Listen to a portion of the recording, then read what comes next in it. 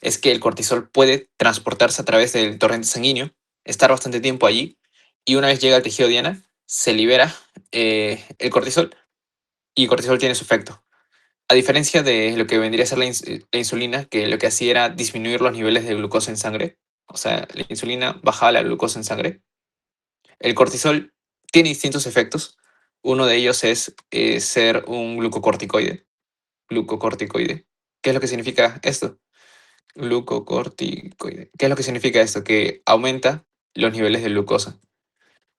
Aumenta los niveles de glucosa en sangre mediante la gluconeogénesis. Esto tal vez lo vean o ya lo han visto en bioquímica, pero se lo dejo más o menos como dato. Entonces el cortisol lo que estimula es aumentar los niveles de glucosa en sangre a nivel del hígado, por ejemplo. Esa es una función. Tiene más funciones, pero como estamos netamente introduciendo el tema, no voy a detallar. Eh, Ahora, algo también importante dentro de las generalidades es de que las hormonas, como les mencioné, están en una homeostasis, están en un equilibrio. Esto se da por regulación, por una retroalimentación. Entonces, aquí vamos a poner el ejemplo de la tiroides, que ya lo han visto ayer, que hay tres niveles.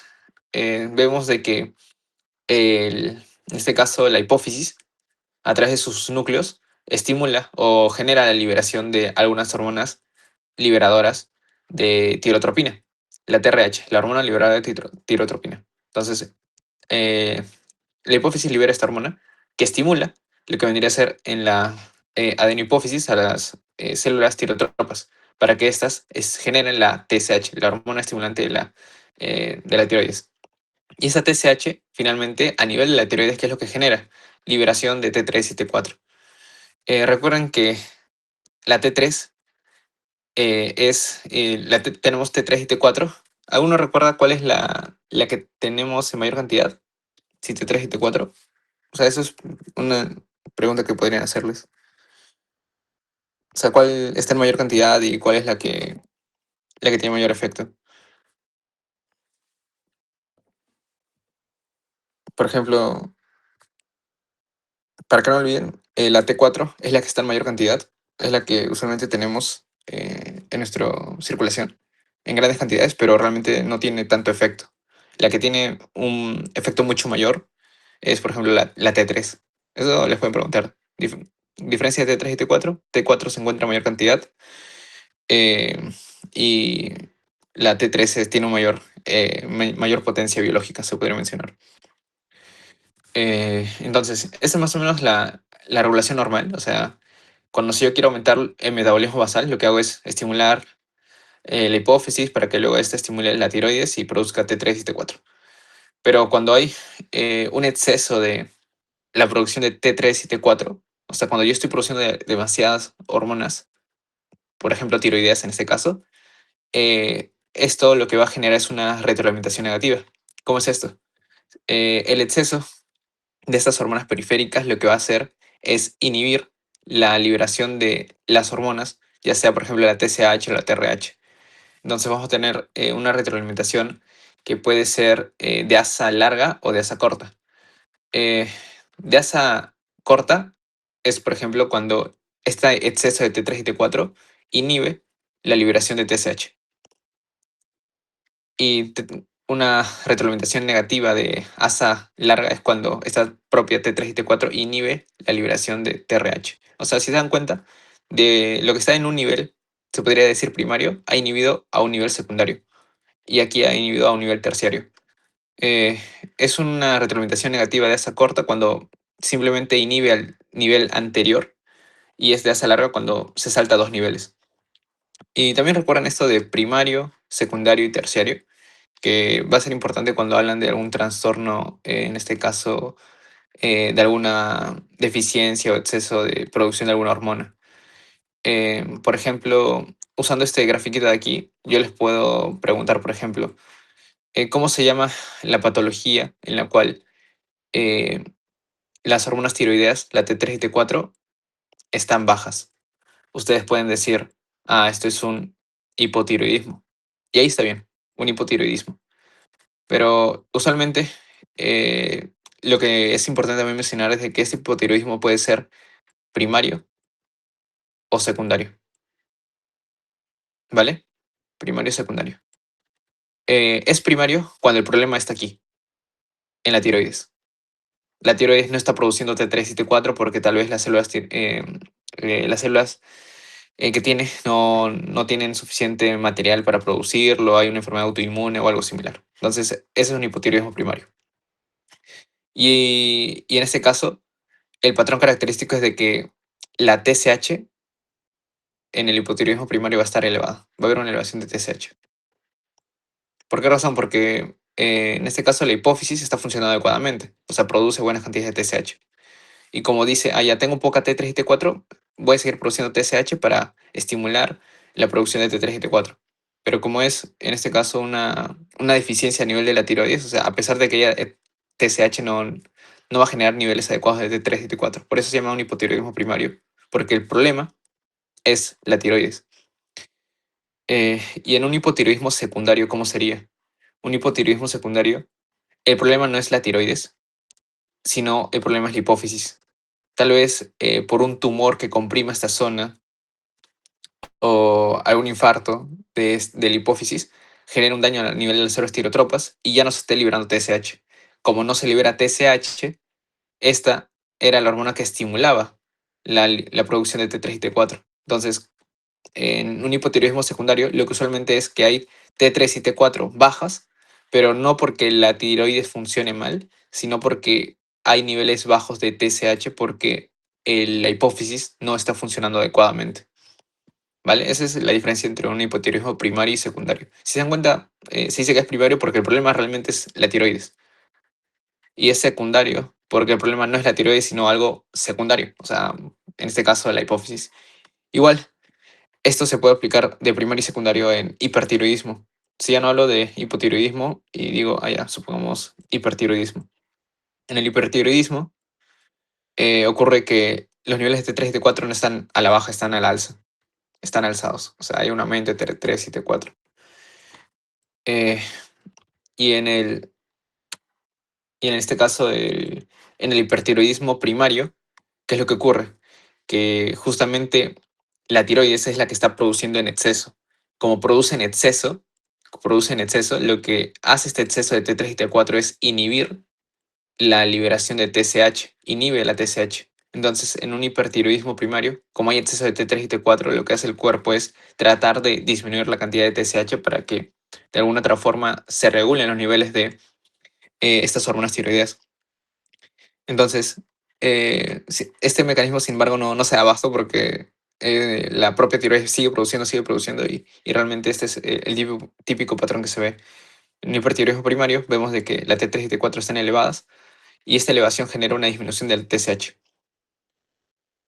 Y en un hipertiroidismo secundario, aquí el problema ya no es la tiroides, no es que la tiroides esté hiperfuncionando, sino más bien es que tenemos primero un daño a nivel de la hipófisis. La hipófisis funciona mal, pero lo que está haciendo no es que disminuya los niveles de TSH, sino hay aumento de esos niveles. O sea, en el hipertiroidismo secundario, aumento de TSH. Y este aumento de TSH, este aumento excesivo de TSH lo que hace es estimular la tiroides y produce más T3 y T4. Esa es más o menos la diferencia. Si ustedes en su examen les pregunta, les pone un paciente con clínica de hipertiroidismo, hipotiroidismo, y aparte les dice, la hormona T3, T4 están elevadas, la TSH está disminuida, ya con eso ya pueden decir si es hipertiroidismo o hipotiroidismo, y también si es primario o secundario. Más o menos eso era lo que quería mencionarles en esta parte de aquí, de que cuando hay un exceso de estas hormonas periféricas, de T3 y T4, por ejemplo, genera un feedback negativo. El exceso de estas hormonas inhibe la secreción de las hormonas predecesoras, de la TSH, la TRH. Y esto se aplica en cualquier eje hormonal. Por ejemplo, cuando hablamos de hipófisis, hipotálamo, glándula adrenal y hablamos de cortisol, igual el exceso de cortisol disminuye la liberación de la ACTH o la ACRH. De igual forma ocurre con lo que vendría a ser las hormonas reproductoras o el eje ovárico, LH, FSH igual. bueno, en ese caso, en la mayoría de las situaciones ocurre ese feedback negativo, pero hay algunas excepciones. Más o menos esa es la parte de feedback negativo, que es el feedback más común, pero mencionarles de que también hay un feedback positivo, una retroalimentación positiva, que es cuando hay una potenciación del mismo estímulo. ¿Cómo es eso? Es como que nosotros tuviéramos que este exceso de T3 y T4 lo que genere, en vez de una inhibición, genere una sobreestimulación de la liberación de TRH y TSH y genera aún más cantidad de T3 y T4. O sea, es un estímulo que lo que hace no es inhibir, sino sobreestimular, sobreproducir su propia hormona. Y esto se ve sobre todo en lo que vendría a ser los estrógenos, la producción de estrógenos, y sobre todo durante la ovulación. Cuando hay la ovulación a nivel de 14 del ciclo, eh, hay un pico de LH, hormona luteinizante. Este pico de la hormona luteinizante, la LH, ahí ustedes cuando vean los grafiquitos de las hormonas van a ver que hay un pico de la LH. Este pico de la LH es debido a un feedback positivo. Entonces, el feedback positivo ocurrido durante el ciclo ovárico es producto de eso. Pero también hay otro feedback positivo que no ocurre solamente en el ciclo ovárico, sino durante el, el alumbramiento. Durante el parto, el exceso de oxitocina, que es una hormona que permite la contracción del útero, sobreestimula aún más la producción de esta misma. Entonces, si les preguntan eh, en qué casos hay un feedback positivo, ustedes podrían mencionar durante el parto con la oxitocina y también durante el pico de LH que se produce durante la ovulación. Em, bueno, esto es un dato que está en el Boron, no creo que está en el Constanzo, que me menciona un asa ultracorta, es que es, por ejemplo, cuando eh, una misma hormona, el exceso de una hormona, por ejemplo, este nivel terciario, se inhibe a sí misma. Eso se veía más que todo en la parte de la hormona liberadora de hormona de crecimiento. Pero no creo que les pregunten. Ahí lo pueden revisar si quieren. Está en el Boron de Constanzo. Eh, entonces, la otra parte es con respecto al mecanismo de comunicación celular. Aquí, esto es más que todo algo rápido. La comunicación endocrina es lo que hemos estado hablando hasta el momento. Es cuando dos células se comunican mediante la liberación de hormonas a través del torrente sanguíneo. El ejemplo clásico es la célula beta pancreática a través de la insulina y cómo es que esta viaja hacia lo que vendría a ser el hepatocito, por ejemplo. Aunque también puede viajar a otras células, como podrían ser las células de músculo esquelético. La comunicación yuxtacrina, que como le dice el prefijo es en contacto directo, sobre todo eso se ve a nivel de células inmunitarias, cuando quieren comunicar que han encontrado algún patógeno o quieren presentar algún antígeno. También tenemos la comunicación paracrina, que ya esta no es tanto célula con célula en contacto, sino más bien a las zonas cercanas. Por ejemplo, los masocitos, cuando hay un daño a nivel vascular, liberan histamina. Y la comunicación autocrina, que es, por ejemplo, cuando hay una propia estimulación de esta célula por propias sustancias que ha liberado esta misma. Que eso sobre todo se ve cuando queremos amplificar señales inmunológicas en los linfocitos T activadores. Entonces esas son las cuatro. La que principalmente vamos a hablar a lo largo de todo el capítulo es la comunicación endocrina. Que, como les mencioné, lo importante aquí es el torrente sanguíneo. Eso sí o sí debe haber para hablar de una hormona. Listo. Y esta parte de tipos de hormonas creo que lo más interesante. Aparte del transporte de las hormonas, que se basaba en si era liposoluble o hidrosoluble, las hormonas también pueden dividirse en base a tres grupos, se podría decir. Tenemos a las hormonas proteicas, que son las hormonas que derivan, como le dice su nombre, de proteínas o que están compuestas por aminoácidos. Usualmente van de 3 hasta 200 aminoácidos, que son las mínimas unidades estructurales de las proteínas. Suelen ser hidrosolubles, por lo tanto no suelen cruzar la membrana celular Aquí no lo mencioné tanto, creo, pero luego lo menciono. Pero el punto es de que las hormonas proteicas en general, todas son hidrosolubles. O sea, se liberan al torrente sanguíneo y no necesitan una proteína para transportarse. Sus receptores están en la membrana plasmática y el mecanismo de acción es mediante segundos mensajeros. ¿A qué me refiero con esto?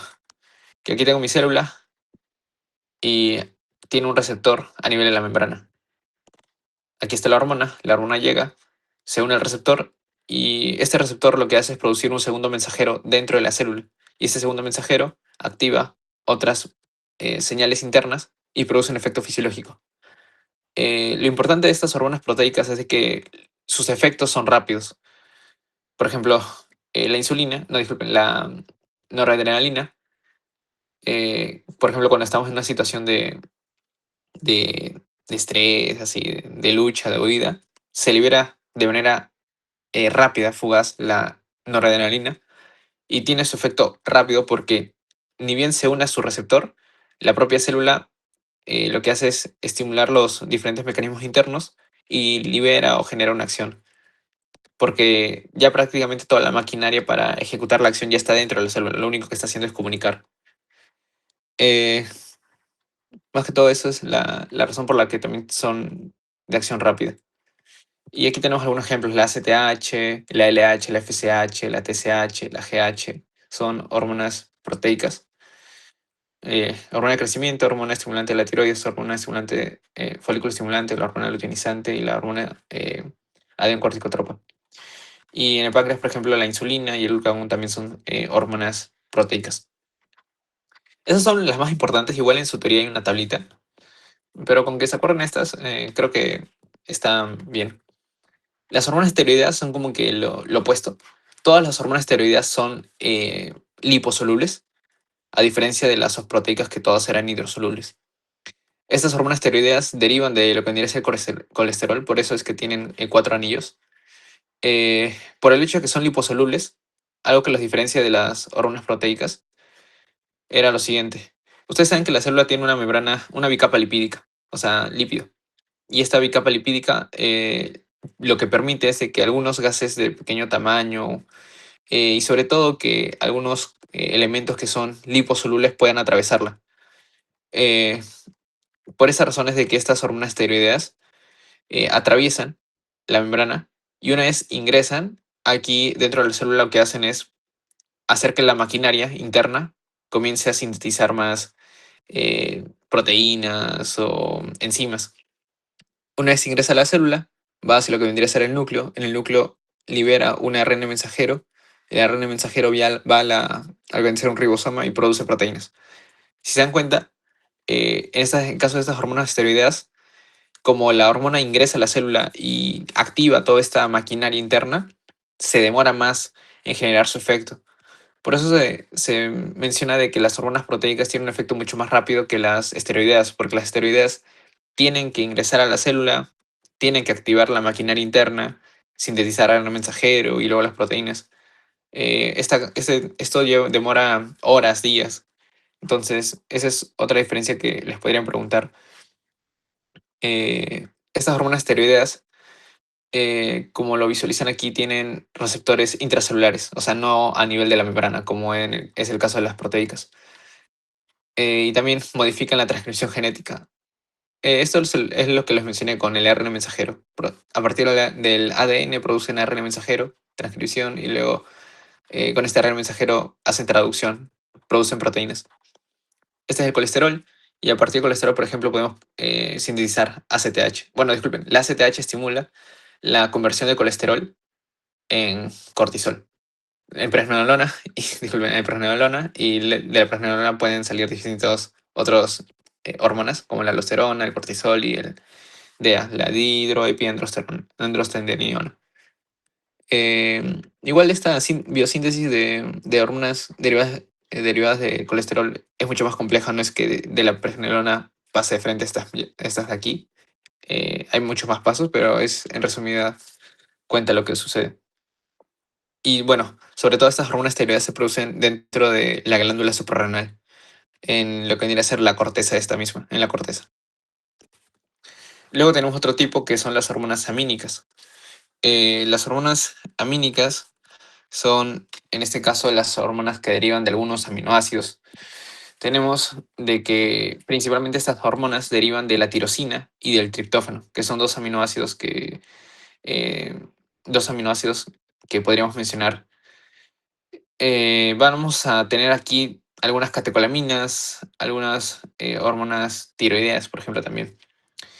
La solubilidad de estas hormonas amínicas depende en sí de cada hormona. No es que podamos decir, ya, que todas las hormonas amínicas son hidrosolubles o liposolubles, ¿no? No es como aquí que las hormonas proteicas todas son hidrosolubles o aquí en las esteroides que todas son liposolubles, sino que van a depender de cada una de estas hormonas que vamos a ver. Y también el propio receptor dependerá de cada una de estas hormonas. A ver, aquí lo que tenemos primero es la tirosina. La tirosina es un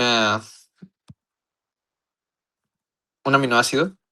En este caso, a partir de esa tirosina podemos sintetizar tanto hormonas tiroideas como eh, otras hormonas a considerar, como en este caso vendrían a ser las catecolaminas. La tirosina, eh, por una tirosina descarboxilasa obtenemos a lo que vendría a ser la dopa, o también se le llama levodopa, L-dopa, L-dopa. A partir de la dopa obtenemos dopamina y de la dopamina obtenemos tanto noradrenalina y a través de en este caso la etanolamina N-metiltransferasa, obtenemos la adrenalina, que es ya la hormona que tiene mayor efecto, la que usualmente se libera en nuestro organismo. O sea, a partir de la tirosina, que es un aminoácido, hemos sintetizado tres hormonas. La dopamina, bueno, la dopamina se considera más un neurotransmisor, pero también tiene efectos dentro de los distintos ejes, ¿vale? Entonces tenemos tres hormonas, la dopamina, la noradrenalina y la adrenalina. Estas tres se llaman catecolaminas, porque tienen un grupo catecol. Pero a partir de esa tirosina, también podemos hablar de la síntesis de algunas otras hormonas. La tirosina, podemos obtener lo que vendrían a ser algunas estructuras llamadas MIT y DIT, que son la monoyodotironina y la diyodotironina. Eso ya lo habrán visto ayer, pero en esencia cuando nosotros combinamos, en este caso, un MIT con un DIT, bueno, acoplamos un MIT con un DIT o dos DIT, obtenemos tanto T3 y T4. Podemos obtener entonces T3 si acoplamos una monoyodotironina con una diyodotironina y si acoplamos dos diyodotironina obtenemos T4. Más o menos así es que a partir del aminoácido tirosina obtenemos algunas hormonas amínicas. La dopamina, noradrenalina, adrenalina y T3 y T4, que se llama triiodotironina y tetraiodotironina. O también tiroxina se llama la T4. Luego, a partir del triptófano, podemos obtener otras hormonas. En este caso, del triptófano obtenemos 5-HTP, que es el 5-hidroxitriptófano. Del 5-hidroxitriptófano obtenemos la serotonina, que esto ya es más que todo un neurotransmisor. Y a partir de la serotonina obtenemos el N-acetil serotonina. Y luego finalmente la melatonina. La melatonina es lo que vendría a ser la hormona que se encuentra a nivel de la glándula pineal. Está más que todo relacionada a la parte del sueño. Entonces vamos a ver de que a partir del triptófano obtuvimos serotonina y la melatonina, otras hormonas. Entonces, algo que les puedo mencionar es de que tanto la dopamina como la noradrenalina y la adrenalina, esas tres son hidrosolubles. Y estas hormonas T3 y T4 son, en este caso, liposolubles. Es por esa razón de que la T3 y T4, cuando ustedes vieron ayer la clase, no tenía un efecto, o sea, ingresaban de frente a la célula. No es que tenían un receptor a nivel de la membrana celular, sino que ingresaban y lo que hacían era, dentro del núcleo, inducir la transcripción de genes. Entonces, de todo esto, ¿qué es lo que quiero que se lleven? De que las hormonas proteicas atraviesan la membrana celular, actúan mediante segundos mensajeros y son hidrosolubles. Las esteroideas son liposolubles, eh, atraviesan la membrana celular y tienen un efecto dentro de la transmisión génica. Y dentro de las hormonas mínicas, la T3 y T4 son las hormonas que también son hidrosolubles. Disculpen, son liposolubles. En otras palabras, atraviesan la membrana celular, necesitan transportadores para transportarse a lo largo del plasma sanguíneo. Con respecto a tipos de receptores que tenemos distintos. Tenemos, por ejemplo, los receptores ionotrópicos, que también se llaman receptores o que son canales iónicos. Como le dice su nombre, su estructura es un canal iónico per se, y es ese propio canal iónico el cual permite el flujo de iones. Aquí, por ejemplo, tenemos algunos ligandos que se unen a sus distintos receptores, por ejemplo, la acetilcolina, eh, ácido gamma-aminobutírico, GABA, la glicina, y tiene sus distintos receptores. Y este, por ejemplo, es un canal iónico, que tiene diferentes subunidades y tal. El punto de todo esto es de que, por ejemplo, la acetilcolina tiene su receptor, en este caso nicotínico de acetilcolina, el cual es un receptor ionotrópico que tiene dos subunidades alfa. Cuando hay sinapsis del terminal presináptico y el postsináptico, ¿qué es lo que ocurre? Se libera acetilcolina del terminal presináptico, ya sea gracias a una corriente eléctrica que genera una apertura del canal de calcio dependiente de voltaje, genera un influjo de calcio, ingresa el calcio y este exceso de calcio intracelular lo que genera es la exocitosis de estas vesículas. La acetilcolina se libera por la hendidura sináptica y se une a la subunidad alfa de este receptor ionotrópico y también a la otra subunidad alfa. Y esto genera la apertura y genera que este receptor ionotrópico permita el ingreso de sodio. Ese es más o menos un ejemplo de receptor ionotrópico. Como pueden ver, lo importante aquí es de que este receptor es un canal iónico y que genera el flujo, la entrada, la salida de iones específicos. En el caso de la acetilcolina, bueno, del receptor nicotínico de acetilcolina, el sodio. En GABA y glicina, estos dos, el ion que permite en este caso entrar es el cloro, el ion cloro. Lo importante dentro de estos receptores creo que yo es los receptores acoplados a proteína G. Estos son los que más se van a ver a lo largo de lo que vendría a ser la unidad. Van a ver de que las distintas hormonas tienen receptores acoplados a proteína G y son la mayoría. Aquí tenemos una célula y bueno, vamos a graficar un poco cómo sería este receptor. Aquí en la membrana celular tenemos nuestro receptor acoplado a proteína G, que va a tener tres subunidades, la subunidad alfa, la beta y la gamma. Se llaman receptores acoplados a proteína G porque están ligados a un GTP, un guanosin trifosfato. ¿Qué es lo que va a ocurrir más o menos en todo este receptor? Bueno, antes de ello, vamos a mencionar de que algunos ejemplos de receptor acoplado a proteína G. Hay un montón realmente, hay varios, pero los que no deben olvidarse, creo yo, es los receptores alfa adrenérgicos y beta adrenérgicos, que más o menos ya les adelanté. Tenemos receptores alfa adrenérgicos que son alfa 1, alfa 2 y beta adrenérgicos que son beta 1, beta 2 y beta 3. Y cada uno tiene efectos distintos. Algo importante también es de que estos receptores acoplados a proteína G pueden ser de tres tipos.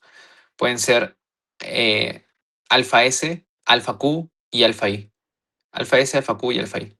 Tanto alfa S como alfa I eh, van a jugar en una ruta intracelular, que es la de la adeninato ciclasa, y alfa Q mediante la fosfolipasa C. Mencionarles que estos receptores acoplados a proteína G utilizan segundos mensajeros. Eh, entonces, estos receptores alfa adrenérgicos, alfa 1, alfa 2, por ejemplo, alfa 1 se conoce por ser un receptor, tener una subunidad GQ, una subunidad alfa GQ, alfa 2 por GI, beta 1, beta 2 y beta 3, GS. Y ustedes dirán, pero Sergio, que no entiendo nada de esto. Ahorita más o menos voy a explicar de qué es lo que trata cada uno. Entonces, tenemos dos rutas. Una mediante el mecanismo de anililato ciclasa y otra mediante el mecanismo de fosfolipasa C. En el caso del mecanismo de anililato ciclasa, la forma en la que comunica internamente toda esta información, finalmente está este receptor, O sea, cómo es que a través de esta hormona, la unión de esta hormona y este receptor, la célula sabe qué hacer, lo va a hacer de la siguiente forma. Una vez la noradrenalina se une al receptor, como pueden ver, lo que va a generar es de que la subunidad alfa, eh, la cual está unida a GDP, este GDP se libera el GDP y el GTP se une. Por eso se llaman receptores acoplados a proteína G, porque tienen proteínas ligadas guanosin trifosfato. Una vez la subunidad alfa se une al GTP, como visualizan, aquí tiene tres bolitas porque es trifosfato, o sea, cada bolita representa un grupo fosfato. Y aquí tiene dos porque es difosfato. Solo para aclarar. Entonces, una vez la subunidad alfa está unida al GTP, se activa, se podría mencionar, y se acerca, se acopla a una proteína periférica, que es la adeninatociclasa. Esta adeninatociclasa lo que va a hacer es estimular la conversión de ATP, de adenosín trifosfato, en AMP cíclico, adenosín monofosfato cíclico. Y este AMP cíclico lo que va a estimular es activar una proteína sinasa A, que finalmente esta proteína sinasa A estimula o fosforila proteínas. Fosforila proteínas pone un grupo fosfato a distintas proteínas y de esta forma va a generar efectos fisiológicos. Esta es más o menos la ruta. Entonces, em, hay receptores acoplados a proteína G que actúan mediante la adenilatoxiclasa. Esos son los alfa S. Los que son alfa S, los receptores que son alfa S, generan todo este mecanismo que ven aquí. Estimulan la adenilatoxiclasa mediante la unión del alfa con el GTP, generan conversión o aumento del AMP cíclico, genera activación de la proteína quinasa A y fosforila proteínas y tiene un efecto fisiológico. Como pueden visualizar aquí, de estos receptores adrenérgicos, tanto beta 1, beta 2 y beta 3, su ruta, o bueno, el receptor que tienen específicamente estos, es este mismo que hemos descrito. Se llama alfa S porque es un receptor estimulante. O sea, lo que genera finalmente es un estímulo. Por ejemplo, el beta 1 lo que hace es aumentar la frecuencia cardíaca y la fuerza de contracción. El beta 2 lo que hace a nivel de los bronquios es broncodilatarlos. Y bueno, el beta 3 tiene un efecto, no se cree muy bien el efecto, como que ha quedado un poco descartado, pero tiene, no se suele mencionar, pero como dato es GS. Entonces esta es una de las rutas que hay. Luego también hay la misma ruta a través de este mecanismo de alineado ciclasa, pero ya no tanto estimulante, ya no la S de estimulante, sino la I de inhibitorio. Entonces, ¿qué es lo que hace en ese caso esta ruta? Una vez que tenemos el alfa con el GTP, cuando se une a la ciclasa, esta unidad alfa I, ya no va a estimular la conversión de ATP en AMP cíclico, sino va a inhibir va a inhibir ese mecanismo y finalmente no va a haber un efecto fisiológico estimulante, sino inhibitorio. Esa es la única diferencia entre alfa S y alfa I. En vez de estimular, inhibe. Y alfa Q, que es por ejemplo el receptor adrenérgico alfa 1, alfa Q, usa otro mecanismo, que es el mecanismo de mecanismo de ionosidol trifosfato a través de la fosfolipasa C. Aquí tenemos el receptor y, por ejemplo, la noradrenalina se une al receptor, supongamos. ¿Y qué es lo que va a generar? Que esta unidad alfa, primero que está unida a GDP, se une ahora a GTP. Cuando el GTP se une a la unidad alfa, se acopla a la fosfolipasa C. Y esta fosfolipasa C lo que va a hacer es convertir el fosfinicidol difosfato en dos cosas, diacilglicerol y inositol trifosfato.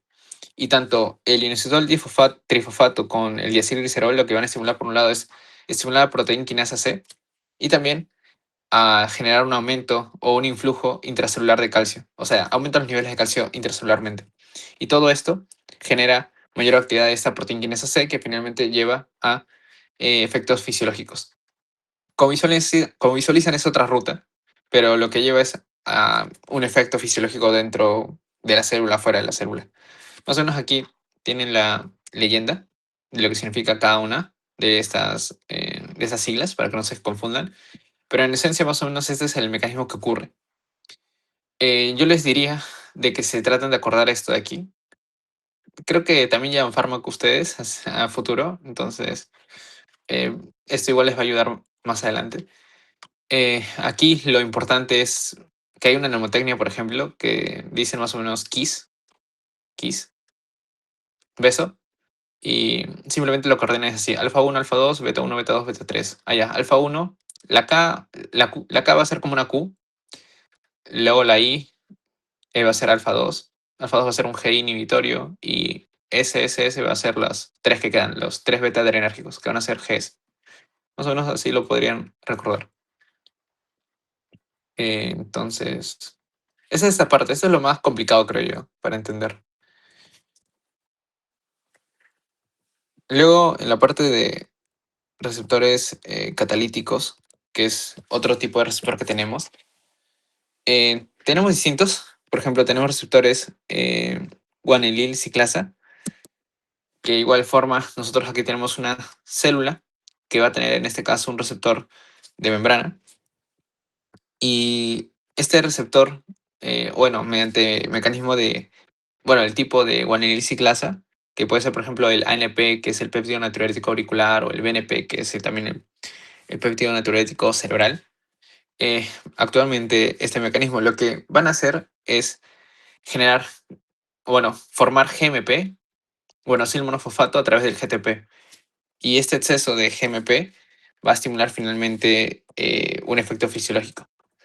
Por ejemplo, el ANP se une a estos receptores periféricos y lo que va a hacer es que se dimeriza. Se unen ambos monómeros y se genera un dímero. Y este dímero finalmente ejecuta vías secundarias para estimular un efecto dentro de la célula. Se llaman receptores catalíticos porque tienen un efecto, en este caso, de enzimas. Tienen sus receptores de membrana, funcionan como, bueno, al unirse a su ligando, en este caso a la hormona, activan una enzima dentro de sí mismos.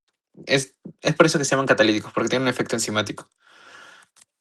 Luego tenemos a los receptores tirosina quinasa, que aquí algunos ejemplos sobre todo son la insulina, la IGF-1, que es la hormona que se produce gracias a la estimulación de la hormona de crecimiento dentro del hígado, la EGF también y la NEGF. Pero sobre todo la insulina es la que más importa. Eh, Aquí, en este receptor tirosina sinasa, este receptor de aquí tiene una actividad enzimática propia. Eso es muy importante. Es lo que prácticamente lo define. Lo que ocurre es que el ligando se une al receptor. Este receptor se dimeriza, o sea, se unen. ¿Y esto qué genera? Que haya una autofosforilación dentro de la zona interna de este receptor. Como visualizan, antes no había grupos fosfato y ahora sí. Se unió un fosfato, se fosforiló. Y esta fosforilación, esta autofosforilación, lo que lleva es activar proteínas intracelulares, o sea, mecanismos intracelulares. Y aquí tenemos, por ejemplo, otro ejemplo de la insulina, que aquí ya no se, como visualizan aquí ya no, netamente la hormona llega, se une y ya no se dimeriza, simplemente funcionan como monómeros. Y también tenemos a los receptores asociados a tirosina sinasa, que estos no tienen actividad enzimática propia, no es como los receptores tirosina sinasa que sí se autofosforilaban, sino que estos receptores tirosina sinasa tienen una proteína que es bueno, una proteína JAK, que lo que genera es que una vez cuando el ligando, en este caso, por ejemplo, la somatotropina, cuando digo ligando me refiero a hormona, cuando el ligando se une al receptor, la somatotropina se une al receptor, lo que genera es de que la proteína JAK se una a la parte intracelular y fosforila y finalmente genera un efecto fisiológico, sobre todo transcripción genética. Como visualizan, todos estos receptores catalíticos finalmente lo que llaman es a efectos fisiológicos. Y como les mencioné, se llaman catalíticos porque finalmente tienen una acción, un efecto enzimático hasta cierto punto. Esto mismo es más o menos complicado, pero lo que sí deben recordarse es lo anterior, lo de acoplados a proteína G. Eso es lo más relevante. Y luego receptores intracelulares, ya esto es más sencillo, son en sí receptores que están dentro de la célula, ya sea a nivel del citosol o a nivel intranuclear. Y sobre todo esto lo vemos en hormonas esteroideas o las hormonas tiroideas que les mencioné que atraviesan la membrana celular. Eh, y en esencia tenemos aquí, por ejemplo, cortisol, T3, T4. Estas ingresan, se unen a una proteína que finalmente permite el ingreso a lo que vendría a ser la zona nuclear. Y una vez que llegan al núcleo, estos receptores intracelulares, lo que estimulan es, por un lado, que el ADN que teníamos se convierta en realice transcripción y obtengamos ARN mensajero. El ARN mensajero sale al ribosoma y en el ribosoma lo que estimula es sintetizar proteínas. Ese es más o menos el efecto que tienen estos receptores intracelulares. Y como les mencioné, tenemos receptores citoplasmáticos, que son sobre todo los que se relacionan con el colesterol, mientras que la T3 y T4 van directamente al núcleo. Tiene un efecto netamente nuclear. Hasta aquí, ¿alguna pregunta, chicos? ¿Algo que quieran que repita o todo claro? Les diría que lo más importante es esto de acá. Esto de receptores acoplados a proteína G es lo que sí deberían llevarse. Eh, un rato. Mm, ya. Esto y también diría que esta parte de acá de retroalimentación, eso también. Y esta parte de aquí.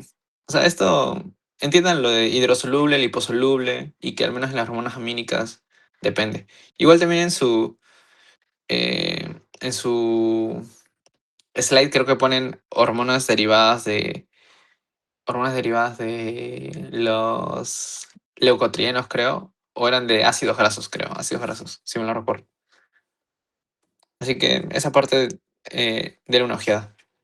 Vamos a pasar a la parte de relaciones hipotálamo-hipofisarias, que es la otra parte de este repaso. Em, Aquí lo que debemos recordar más o menos es de que la mayoría de las hormonas que tenemos dentro de nuestro cuerpo van a seguir esta relación del hipotálamo y la hipófisis.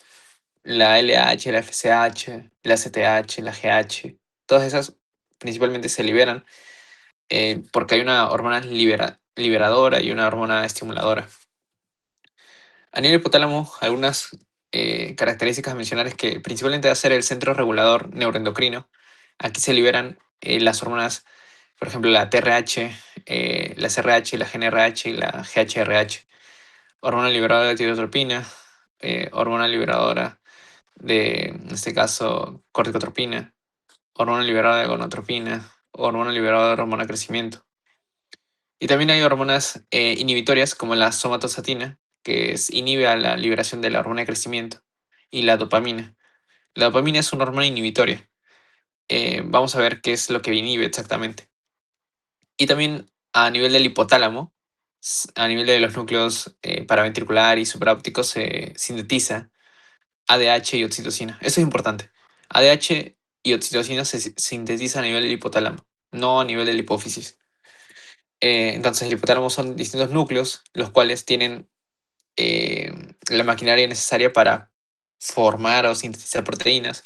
Y estas proteínas, estas hormonas, cuando se necesita liberar, viajan a través de vasos que comunican al hipotálamo con la hipófisis y viajan hacia lo que vendría a ser las células dianas de la hipófisis, como visualizan. Así, viaja a través del tallo de la hipófisis. Eh, la hipófisis, mencionarles que tiene dos partes, principalmente. O sea, también tiene una lóbulo intermedio y tal, pero en esencia es adenohipófisis y también lo que vendría a ser la neurohipófisis. Eh, Aquí, por ejemplo, en la zona posterior de la hipófisis, que es esta, la neurohipófisis, tenemos algunas. Vamos a ver en sí de que el hipotálamo va a tener núcleos, los cuales las hormonas no las va a liberar siempre por un vaso sanguíneo, por un torrente sanguíneo, sino también por por las mismas prolongaciones o axones de estas neuronas va a llevarse estas hormonas finalmente y van a almacenarse en la neurohipófisis. Eso es más o menos lo que ocurre con el caso de la ADH y la oxitocina. Estas hormonas se producen en el hipotálamo, en, en neuronas, bueno, en neuronas nucleares, y esta hormona viaja a través del axón, viaja, y se deposita en la neurohipófisis. Esa es la diferencia. No, no olviden esto. Y ya en la hipófisis tenemos de que en la parte anterior, que es la de la hipófisis, se sintetizan distintas hormonas. Embriológicamente deriva del ectodermo, de la bolsa de Rad, que ese es un dato importante que deben recordar. Adenohipófisis, ectodermo. Y aquí se producen distintas hormonas, que ya más o menos les he dicho: FSH, LH, ACTH, GH, TSH. Y también representa cerca del 75%, o sea, tres cuartos de la hipófisis es la adenohipófisis. Mientras que la neurohipófisis deriva del neuroectodermo, y aquí se almacena y libera algunas hormonas que se producen a nivel hipotálamo: ADH y oxitocina.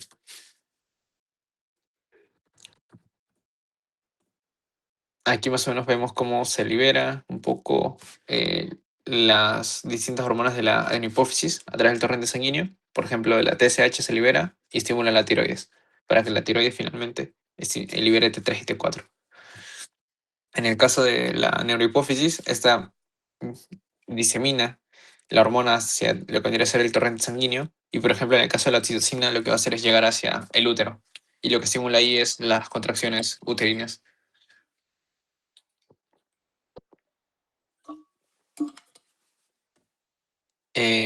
Algo también a mencionar es el sistema porta hipoficiario. Eh, Algo más o menos interesante que se puede decir es que este sistema porta, que se genera entre el hipotálamo y la hipófisis, permite que las hormonas que se liberen, por un lado, se mantengan en esa zona y no se diseminen hacia otra parte. Más o menos todo este sistema de vasos que se interconectan genera de que una vez, por ejemplo, del hipotálamo se libere la TRH o la CRH, estas hormonas no se diseminen a la circulación sistémica, sino nada más hacia la hipófisis. Y también permite que se mantengan en esta zona en gran concentración, para que de esta forma tenga un efecto mucho más rápido. Esa es la importancia del sistema porta hipoficiario. También hay otro sistema porta, que es a nivel de la circulación del colon con el hígado. El sistema porta hepático. Esos son más o menos algunos datos con respecto a esta parte de hipotálamo hipófisis. Y ahora aquí vamos a hablar acerca de la hipófisis anterior, o sea, las hormonas que deben sí o sí recordar. Eso es algo básico que sí o sí deben al menos tener muy bien, muy zanjado en su mente. La adenohipófisis, que es la parte anterior de esta misma, eh, va a ser estimulada por distintas hormonas estimulantes, como la hormona liberadora de gonadotropina. Esta GnRH se produce en el hipotálamo, llega a la hipófisis, y en la hipófisis, ¿qué es lo que hace? Estimula la liberación de LH y FSH. Y estas hormonas de LH y FSH, ¿qué es lo que hacen? A nivel de lo que vendría a ser el útero, y a nivel de lo que vendría a ser los testículos, tiene distintos efectos. Por ejemplo, la hormona luteinizante, a nivel de lo que vendría a ser las mujeres, estimula la liberación de progesterona, una hormona relacionada con la gestación. Mientras que la LH en los hombres principalmente estimula la producción de testosterona, a nivel de lo que vendría a ser las células de Leydig. La FSH, la hormona folículo estimulante, a nivel de lo que vendría a ser las mujeres, genera en esencia o estimula la producción de estrógenos, y en los hombres la inhibina B, la inhibina. Esto me acuerdo que fue pregunta de histología. Me preguntaron qué hormona se libera a nivel de las células de Sertoli. Y aquí era inhibina. Ahí se los dejo por si les preguntan. Y más o menos este es el efecto, en esencia, que tiene estas hormonas. O sea, la LH lo que genera finalmente es la liberación de progesterona a través del cuerpo lúteo. que ya más o menos lo habrán visto en embriología. Y el FSH, pues, estrógenos e inhibina. Estrógenos a nivel de las células eh, foliculares y la inhibina igual en las células de Sertoli. La TRH, que es la hormona liberadora de tirotropina, estimula la TSH, a la hormona estimulante de la tiroides. Y esta TSH a nivel de la tiroides lo que genera es elevación de T3 y T4. La CRH, que es la hormona liberadora de corticotropina, estimula la CTH y esta finalmente a nivel de la glándula adrenal, que es esta de aquí. Lo que genera es, en esencia, aumentar los niveles de cortisol. Eso principalmente. También se pueden elevar los niveles de aldosterona, pero es más cuando hay patologías. Lo normal es que la CTH estimule el cortisol, la producción y liberación de este mismo. La GHRH, que es la hormona liberadora de hormona de crecimiento, estimula la liberación de GH y esta GH estimula la liberación a nivel del hígado de la IGF-1. Y luego tenemos a la prolactina, que de por sí no hay como tal una hormona que lo estimule directamente, pero lo que sí tenemos es de que la prolactina tiene eh, una, eh, una hormona que lo inhibe, que es el PIF, que es el factor inhibitorio de prolactina, que también se le conoce como dopamina. Cuando le hablan de PIF, factor inhibitorio de prolactina, es lo mismo que decir dopamina. La dopamina inhibe a la liberación de prolactina. Ese es más o menos lo, los distintos ejes. Algo también más o menos importante a mencionar es de que hay estímulos para la prolactina. Por ejemplo, la TRH, que no lo coloca aquí, estimula a la prolactina, a la liberación de prolactina. Si les preguntan esto, o sea, ¿qué factor estimula la liberación de prolactina? Ustedes podrían mencionar la TRH. Ese es un dato que a veces no se dice mucho, pero es relevante al menos. Entonces, ya ahí les dejo una antifija. La TRH es una hormona que puede estimular a la prolactina, la liberación de prolactina. Eh, Ahora, estas hormonas que les estoy mencionando aquí, que son las hormonas de la hipófisis anterior, pueden agruparse en tres grupos. Tenemos las hormonas glicoproteicas, que son hormonas que son esencia proteínas y también glúcidos. Eh, y principalmente es que tienen muchos aminoácidos en común dentro de su estructura. Luego también tenemos a las hormonas derivadas de la POMC, que es la propio-melanocortina, pro-opio-melanocortina, que en este caso es la ACTH. La ACTH deriva de la POMC. También hay otras hormonas que derivan de la POMC, que es por ejemplo la MSH.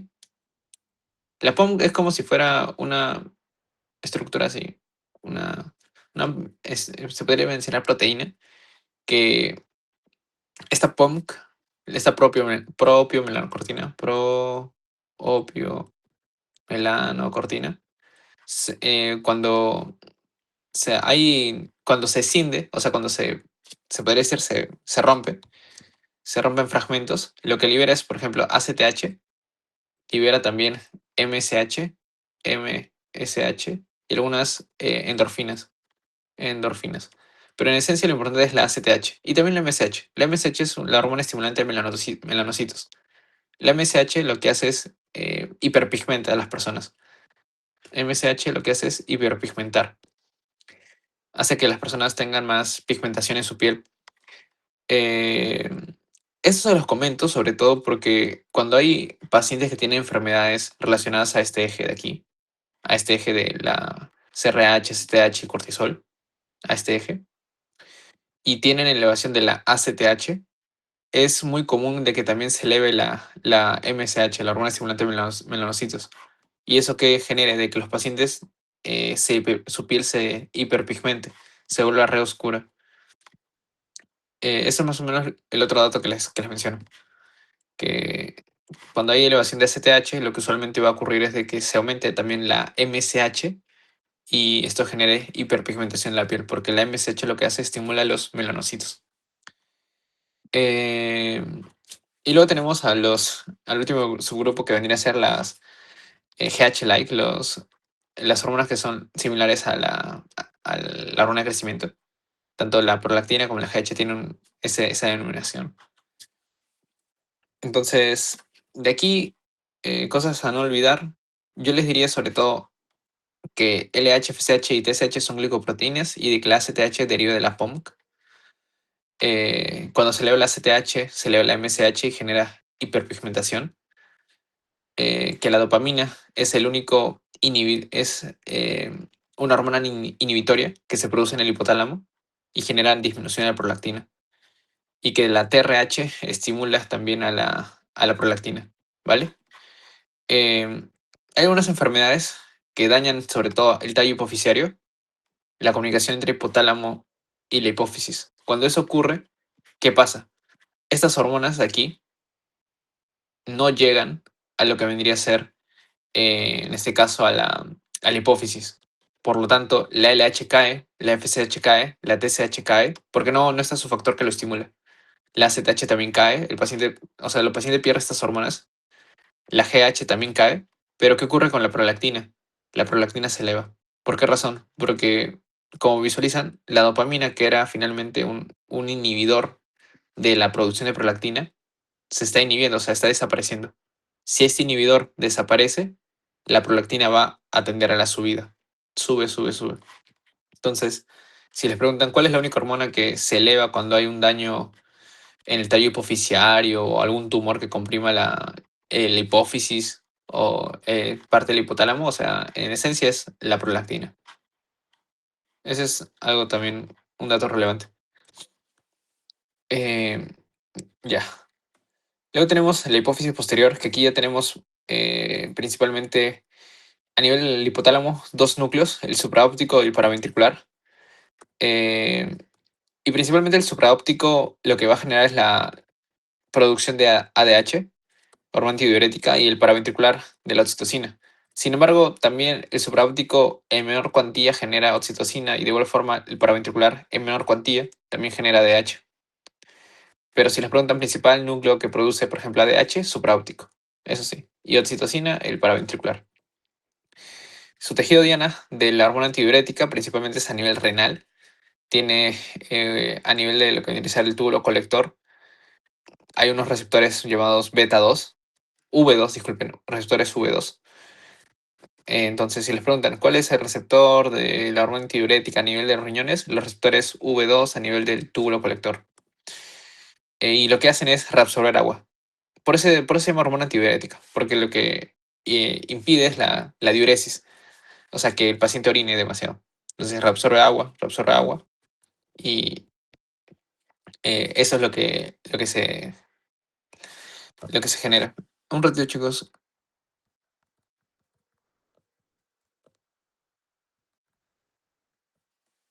Ya. Pero también tiene otros receptores, no solamente a nivel del riñón.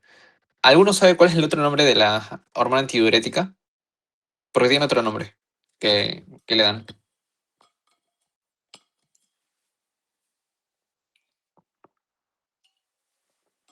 Vasopresina. Y lleva ese nombre justamente porque actúa a nivel de los vasos también. Eh, entonces, la antidiurética también actúa a nivel del músculo liso vascular. Ya no el receptor V2, sino el receptor V1. Y aquí lo que hace es vasoconstricción. Por eso se llama vasopresina. Entonces, más o menos, acordándose ADH, vasopresina, saben más o menos la función. Y sobre todo de estos dos, acuérdense esto. Receptor V2 a nivel de los túbulos colectores del riñón. Y lo que hace es reabsorber agua. La ADH solo reabsorbe agua, no reabsorbe sodio, solo agua. La oxitocina, en esencia, lo que tiene es que a nivel de el útero genera las contracciones, mientras que en la mama lo que genera es la contracción del músculo liso eh, del tejido mamario para finalmente ejercer o llevar a la eyección de la leche. Eh, vale. ¿Cuáles son los estímulos que generan en la liberación de la ADH? Principalmente un aumento de la osmolaridad plasmática. Esto ya les había mencionado incluso. Cuando hay un aumento de la osmolaridad plasmática, cuando, por ejemplo, tenemos exceso de sodio o exceso de glucosa, y ustedes calculan la osmolaridad plasmática, dos veces el sodio más 180, la glucosa sobre 18 más el BUN sobre 5,6. Ustedes sí resolvían eso y les salía la osmolaridad plasmática. Si está elevado, más de 300, ustedes lo que tendrían en este caso es que hay una hiperosmolaridad. Hay exceso de solución, bueno, sustancias osmóticamente activas, entonces lo que vas a buscar es agarrar más agua para tratar de bajar esa osmolaridad. Es por eso que el aumento de la osmolaridad plasmática es un estímulo para la liberación de ADH. Se libera ADH, reabsorbes agua y de esa forma tratas de bajar la osmolaridad. En el caso del estímulo para la liberación de oxitocina, en esencia es la succión. El hecho de succionar la mama, la areola, estimula la liberación de oxitocina. Es más que todo por eso de que em, cuando cuando se examina la mama, no es recomendable tanto presionarlo, porque cuando lo presionas puedes incluso llevar a que el paciente bote, bueno, eyecte leche, cuando no debería, cuando realmente es algo netamente fisiológico y no patológico. Eso como dato también. Y aquí, allá, aquí les quería mencionar algo sobre qué es la diabetes insípida.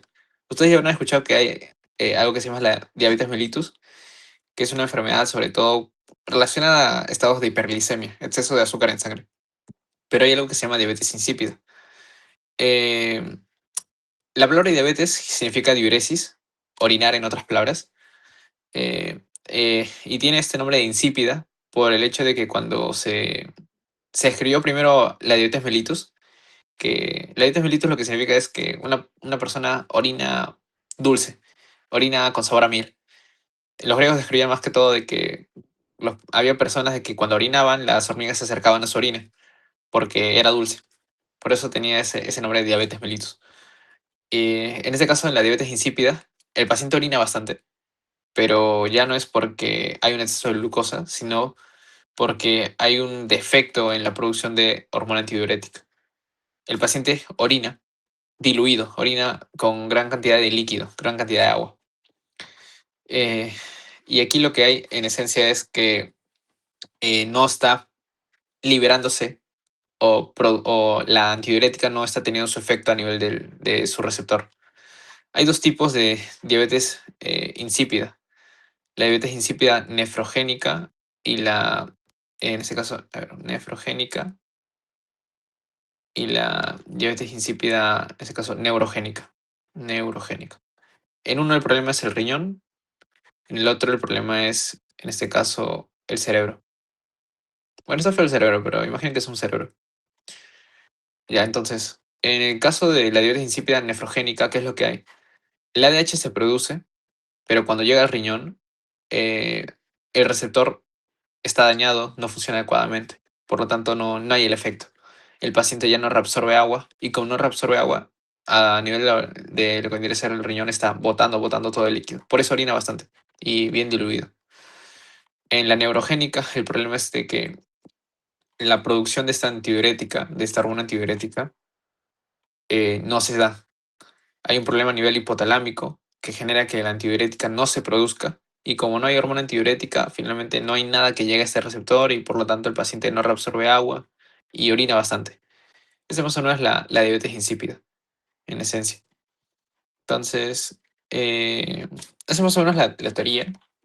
Vamos a hacer algunas preguntas, algo rápido, de esta parte que les he explicado. Entonces, a ver, de un momento. Aquí. Ya, son 18 preguntas, creo. Voy a tratar de hacerlo lo más rápido posible. Ya. Bueno, la pregunta de uno en esencia dice, ¿las hormonas hipotálamo hipofisiarias se liberan de forma? Eso es más que todo un dato que creo que no lo mencioné, pero de por sí todas las hormonas se liberan, tienen su propio ciclo circadiano, pero aparte de tener su ciclo circadiano, que es como que decir, a lo largo del día tiene un aumento, una disminución ya preprogramada. Algo que se puede mencionar es de que la liberación de estas hormonas es pulsátil, es por pulsos. Por ejemplo, acá tenemos un gráfico del borón en el cual se visualiza cómo es que en algunos momentos las distintas hormonas, por ejemplo la CTH, se libera por pulsos.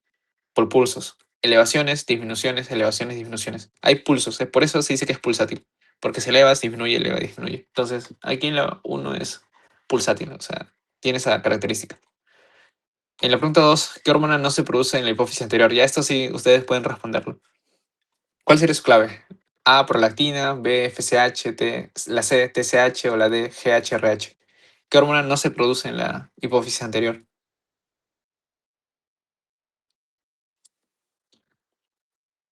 A ver si alguien puede.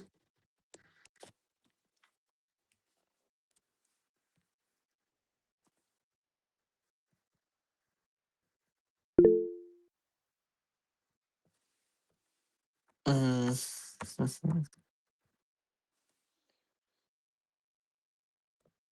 ya. Ajá, muy bien, Gloria. La GHRH, porque esta es una hormona que se libera, que se produce a nivel hipotálamo. Tanto la prolactina como la FSH y la TSH sí se producen dentro de la hipófisis anterior. Ya, la pregunta 3, ¿cuál es la hormona pituitaria regulada de manera inhibitoria? ¿Cuál podrían decir? ¿Cuál de las siguientes hormonas se regula de manera inhibitoria?